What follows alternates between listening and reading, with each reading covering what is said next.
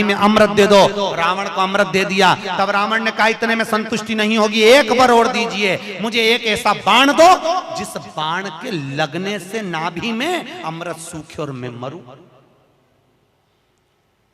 मंदोदरी ने कहा मेरा पति जब तप कर कर आया था, उसको ब्रह्मा जी ने एक बाण दिया था, वो बाण मेरे पति ने मुझे लाकर दिया था। उस बाण को मैंने जहां मैं शयन कक्ष में सोती हूँ उस कमरे में मैंने दीवार के अंदर एक खंबे में चुनवा दिया है, सीमेंट से पक्का करवा दिया, वो किसी को मिलेगा ही नहीं। हनुमान जी अपने असली स्वरूप में आए, दीवार तोड़ी और बाण निकाला, राम जी को दिया। राम जी से अब मारो, और जो बाण लगा तब जाकर वो रावण मरा, तब जाकर मरा। नहीं तो राम जी बाण मारते रहते, रावण चकाचक खड़ा रहता, हंसता रहता।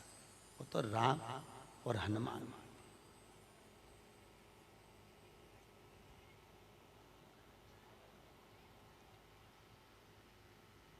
रावण न मरेगा मेरे राम के बिना,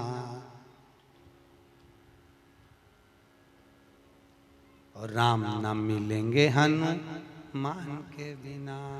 श्री राम जय जय राम, श्री राम जय राम। भगवान राम जी महाराज आनंद में विराजमान महाराज, इसलिए भगवत भजन का स्मरण है, भगवत नाम का। श्री हनुमान महाराज हरि पवन तनय संकट हरन, मंगल मूर्ति रूप, राम लखन सीता सहित हृदय बसौ सुर। भगवान श्री हनुमान जी महाराज सहज नहीं, हनुमान जी महाराज आनंद में स्थापित हुए, विराजमान हुए। कुछ समय बीतता है महाराज, और उस समय की अनुकूलता में भगवान तुमरुका जी चंचुला देवी को भगवान शंकर के नंदन वन भ्रमण की चर्चा करते हैं। भगवान शंकर माता पार्वती के साथ में काशी घूमने के लिए गए। माता पार्वती अकेली बैठी हुई थी, शंकर भगवान को जाना पड़ा कोई काम से। पार्वती जी बोली मैं अकेली क्या करूंगी भोलेनाथ। शंकर भगवान ने कहा पार्वती तेरे एकांत को मिटाने के लिए तू इस वृक्ष से, सामने अशोक का वृक्ष था, इस वृक्ष से जो मांगेगी वो तुझे मिल जाएगा। पार्वती जी ने अपने शोक को दूर करने के लिए, एकांत को दूर करने के लिए अशोक के वृक्ष से एक अशोक सुंदरी को प्रकट करा। शंकर भगवान की 6 नंबर की लड़की है अशोक सुंदरी। थोड़ा आवाज बढ़ाओ, रिटर्न किया। अशोक सुंदरी भगवान शंकर के 6 नंबर की लड़की अशोक सुंदरी। अशोक सुंदरी प्रकट,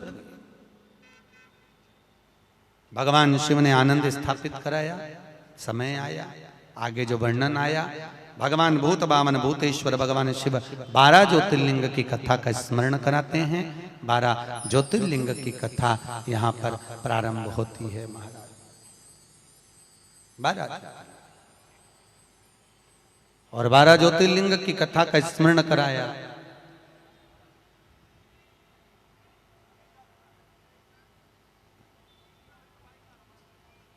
मुख्य यजमान, मुख्य यजमान श्रेणिक जी के पुत्र है ना, उनको बुला लो।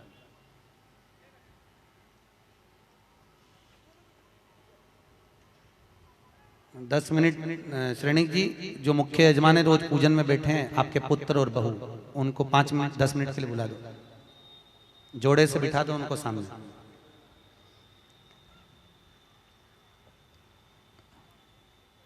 जोड़े से बिठा दो, कहीं पे भी यहीं सामने बिठा दो। भगवान 12 ज्योतिर्लिंग की कथा का स्मरण कराते हैं महाराज।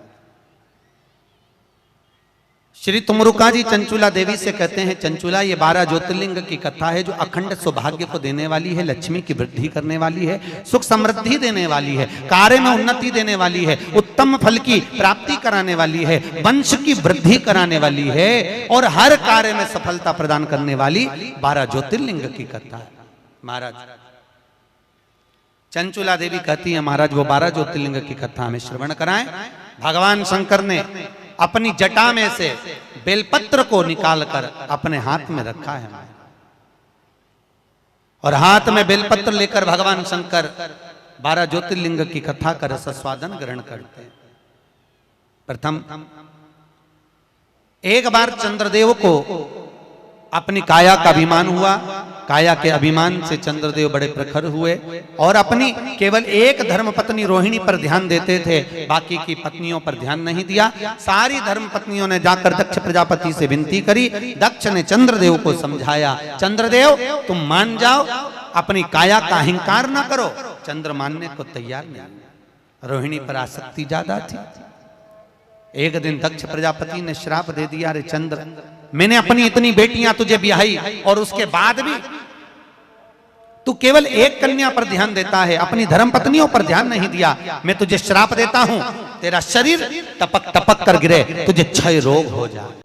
क्षय शरीर टपक टपक कर नीचे गिरने लगा। महाराज चंद्रदेव इधर उधर भटकते हुए देवऋषि नारद के पास पहुंचे।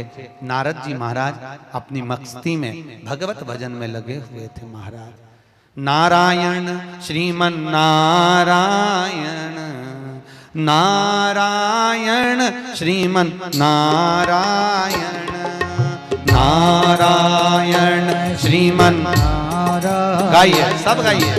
नारायण श्रीमन नारायण, ओ नारायण श्रीमन नारायण, नारायण श्रीमन नारायण, नारायण श्रीमन नारायण, ओहो नारायण श्रीमन नारायण, नारायण श्रीमन नारायण, नारायण श्रीमन नारायण, नारायण श्रीमन नारायण, ओहो नारायण श्रीमन नारायण, नारायण श्रीमन नारायण, नारायण श्रीमन नारायण,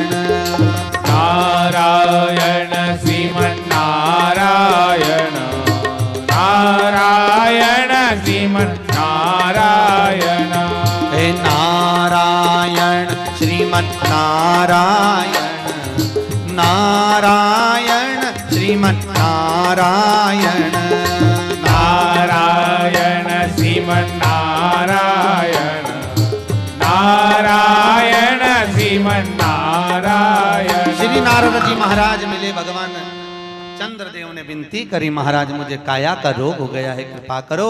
भगवान चंद्र की विनती सुनकर देवऋषि नारद ने शंकर जी का पूजन का विधान बताया। शंकर भगवान प्रकट हुए, चंद्रदेव तुम्हारे काया के रोग को मैं मिटाता हूं, तुम यहाँ पर विराजमान रहना। चंद्रदेव को भगवान ने मस्तक पर धारण करा। सोमेश्वर महादेव के रूप में भगवान शंकर विराजित हुए हैं। महाराज बोल सोमनाथ भगवान की हर हर। अगला वर्णन आया है श्री मल्लिकार्जुन। कार्तिकेय अपने माता पिता से रुष्ट होकर श्री शैलम पर जाकर बैठ गए, जहां बैठकर उन्होंने तप किया। शंकर पार्वती उनको मनाने के लिए पहुंचे। आज भी अगर मल्लिकार्जुन में आप पर जाकर दर्शन करेंगे तो मल्लिकार्जुन में 2 ध्वजा लगती है, एक सफेद एक लाल। कितनी ध्वजा लगती है? 2, सफेद और लाल। मल्लिकार्जुन का एक नियम है, वो 2 ध्वजा पूरे महीने में कभी नहीं हिलती। हिलती है तो केवल एक अमावस्या के दिन, एक पूर्णिमा के दिन। अमावस्या के दिन सफेद ध्वजा हिलती है और पूर्णिमा के दिन लाल ध्वजा हिलती है। बाकी के समय पर ध्वजा नीचे की नीचे लटकी रहती है, कितनी भी हवा चले पर वो ध्वजा हिलती नहीं। महाराज हिलती नहीं, कितनी भी हवा चले। आज भी शंकर और पार्वती कार्तिकेय से मिलने के लिए श्री शैलम पर आते हैं। श्री शैलम आज भी भगवान आज भी। अब कार्तिकेय जी वहां विराजमान हुए। भगवान शंकर उनसे मिलने के लिए वहां पधारे। मल्लिकार्जुन के रूप में भगवान शिव विराजमान होते हैं। अगला वर्णन आया है महाकाल। दूषण नाम का राक्षस ब्राह्मणों के बच्चों को निचोड़कर उनका रक्त पीता था। भगवान को सब इन ब्राह्मणों ने पुकारा। शंकर भगवान ने कहा इस दूषण को वरे कि ये जब मरेगा इसका रक्त जहां गिरेगा उससे और भी दूषण उत्पन्न हो जाएंगे।